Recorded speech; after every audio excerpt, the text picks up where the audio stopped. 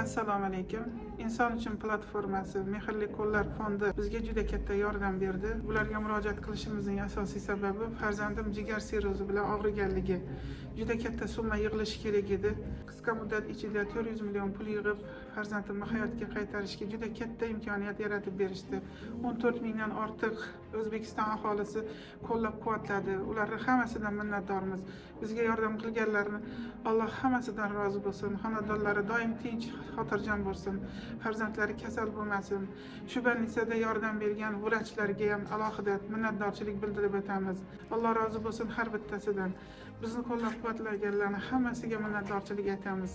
Inson uchun platformasi bilan Mehrli qo'llarga doim sog' salomat bo'lsin. Xalqqa, qiynalgan oilalarga yordam berishdan charchashmasin. Doim xalqni duosida yurishni nasib qilsin. Assalomu alaykum. Meni ismim Mansur Nosirov. Kamil vazif xirurgiya va jigar transplantologiya bo'limi boshlig'i bo'laman. Ushbu bemorimiz Xudoyor va Xadicha 15 yosh bemorimiz bizga operatsiyadan oldin 1 yil oldin murojaat qilishgan.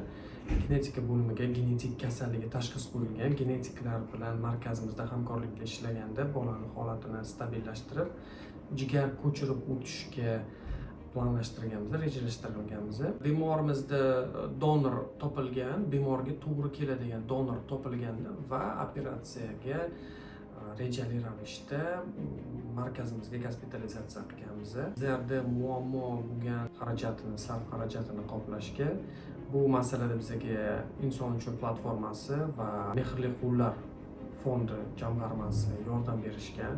To'liq sarf xarajatlarni va ayniqsa juda qimmat turadigan dori-darmonlarni olib berishgan.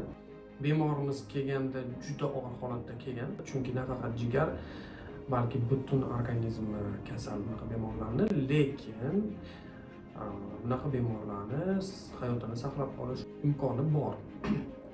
Bu masala bo'yicha biz chet elda, chet mamlakatlarda tajriba orttirganmiz va chet ellik mutaxassislar bizning markazimizda doimiy ravishda ishga olingan. Bemorimiz operatsiyadan oldin kundan kunga og'irlashib ketaverdi. Operatsiyadan oldin bemorda to'liq ensefalopatiya boshlandi, ya'ni bemor gapira olmay, yura olmay qoldi. Jigar ko'chirib o'tish o'tkazildi. Jigar ko'chirib o'tishdan keyingi holati ham o'ziga yarasha og'irlik bilan kechdi. Hozir bugungi ravishda bemorimiz to'liq sog', jigari sog' va undan tashqari organizmi ham to'liq sog'ayib ketish arafasida va bolada genetik nuqsoni bartaraf etildi.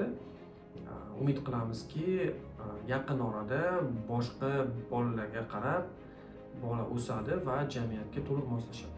Bu markazimizda 5 yildan beri faoliyat yuritamiz. Birinchi ochilgan kundan beri va ko'p kasalliklarning yechimi topildi. Jigar ko'chirib o'tish bu bizning oxirgi yechishimiz kerak bo'lgan masala bo'lgandi va Inson uchun platformaga minnatdorchiligimizni bildiramiz qo'llab-quvvatlaganlar uchun.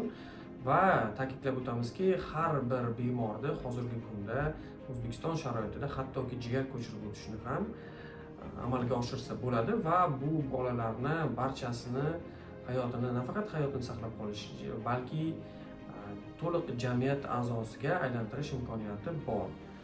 Barcha bemorlarimizga sog'lik tilaymiz, albatta uzoq umr va tezda shifosini topib ketadigan markazlarni topishni maslahat beramiz. Hammaga katta rahmat, qo'llab-quvvatlagan uchun hammaga. Hech qaysi bolachamiz kasal bo'lmasin, kasal bo'lganlarni tezda shifosini topib ketsin. Inson uchun platformasiga qo'shiling, xayrli ishlarning bir qismi bo'ling.